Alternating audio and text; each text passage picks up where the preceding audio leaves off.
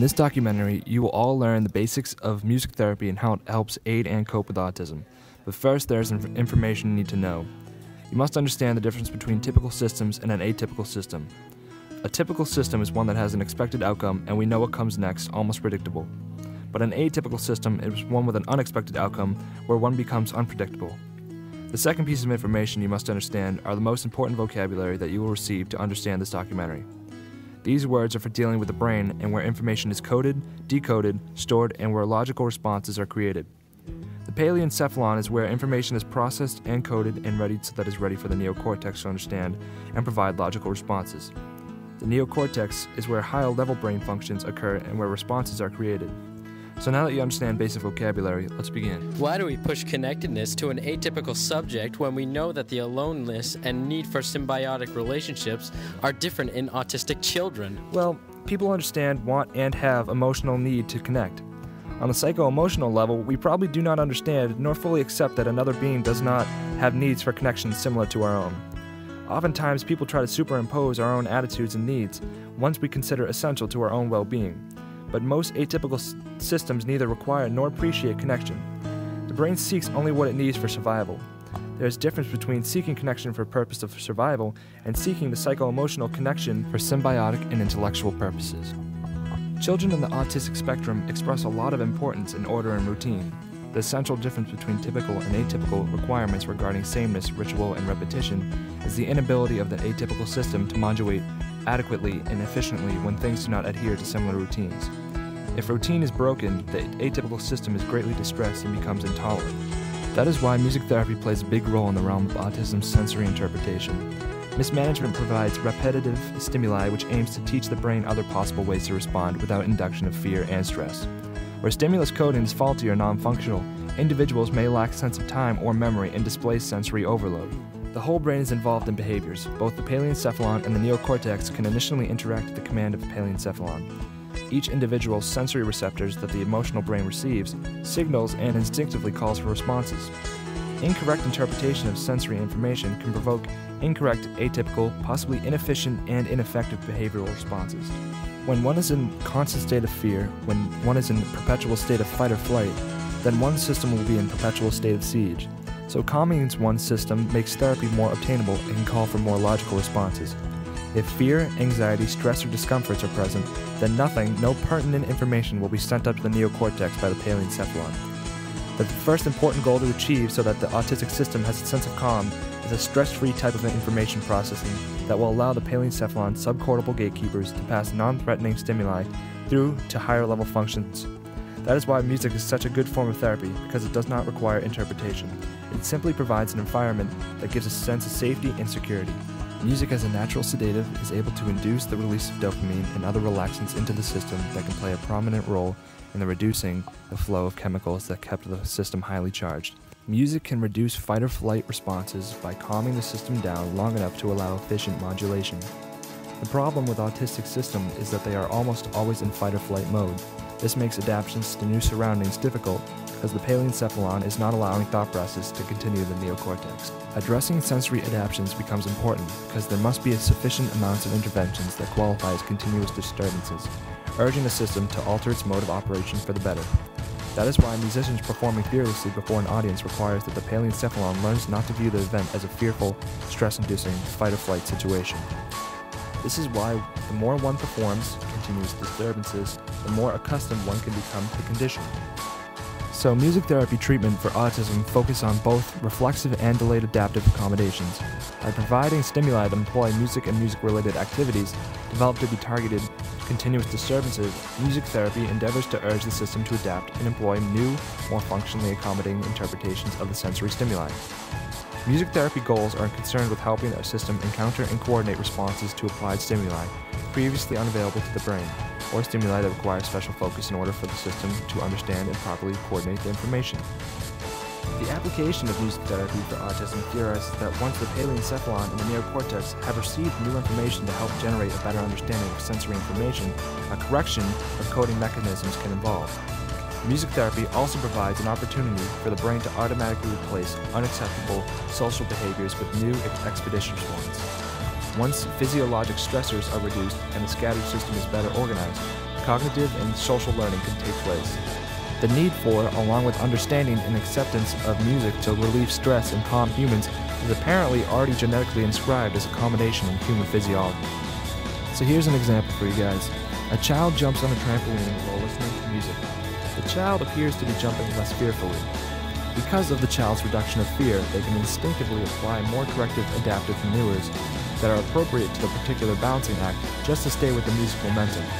That is why when an autistic child is seen rocking back and forth, what is happening is the vestibular system is slowing down, which calms and stimulates ultracal information. Now, motor planning relies directly on the interaction and integration of the vestibular with proprioceptive input.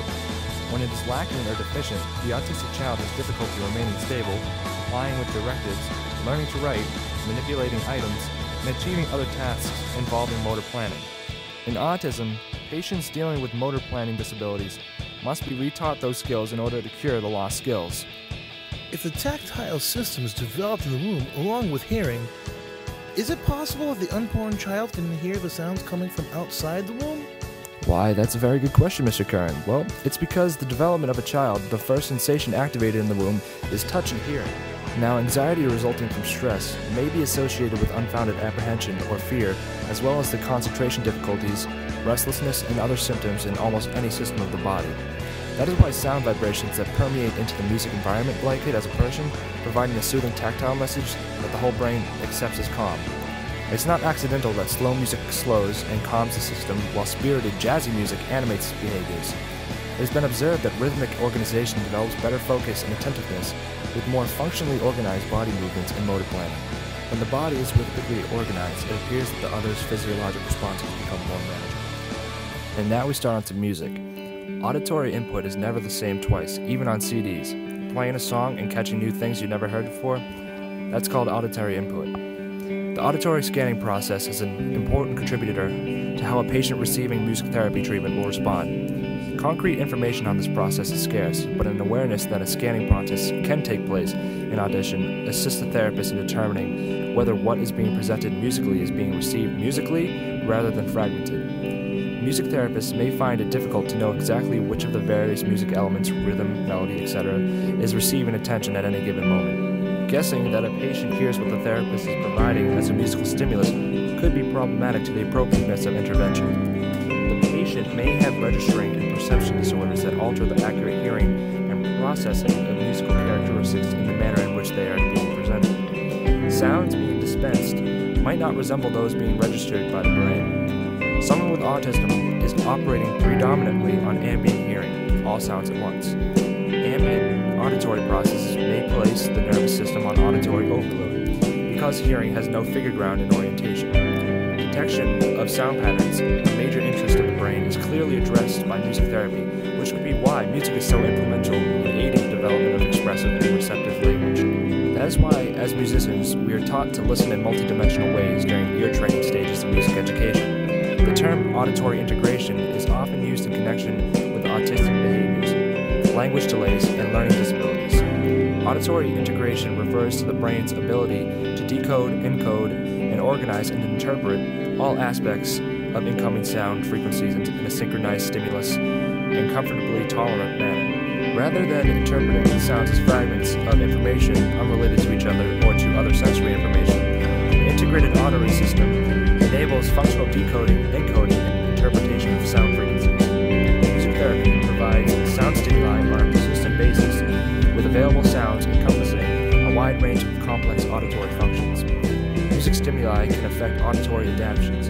Comprehensive assessments of sound processing by music therapists can accurately place behavioral reactions in perspective with auditory integration deficits. Unlike language, music does not challenge the neocortex to interpret, provide meaning, or comprehend information. Music can be coded as it is. Sound events that make sense regardless of sequential accuracy or recall.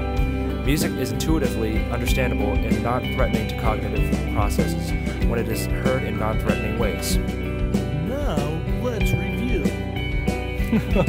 Indeed we shall, Mr. Kern. Indeed we shall, my old friend. Alright, so 1. The system may be in constant state of ambient peripheral hearing. 2. There might be unsynchronized auditory input. One ear may be receiving processing information before the other, and a greater than usual disparity which the brain has difficulty synchronizing. 3. There may be auditory tracking inefficiencies. Skipped sounds could mean difficulty with short-term sequential memory coding. 4. Auditory processing may be too slow to code appropriately, the volume of information being transmitted or received. 5. There may be an inability to perceive certain frequencies. And finally, 6. There may be an inability to blend sounds one to another, hearing disparate sounds rather than blended pattern groups. Finally, music therapy is a multidimensional physiologic perspective. It addresses the integration of sensory for the betterment of the autistic and special needs children. It yields functional adaptations and interaction in negotiating a very demanding, difficult world. Music can focus on many deficiencies simultaneously by giving the system emotional support, balance cognitive and intuitive brain processes, and provide interventions that are fun, creative, and transferable to other areas of learning. Creating of musical exercises for interventions with autism is not difficult, once the patient's physiology and sensory deficits are adequately understood. The documentary is an introduction to physiologic information and perspectives that can help people assess and provide aid to an atypical functioning patient.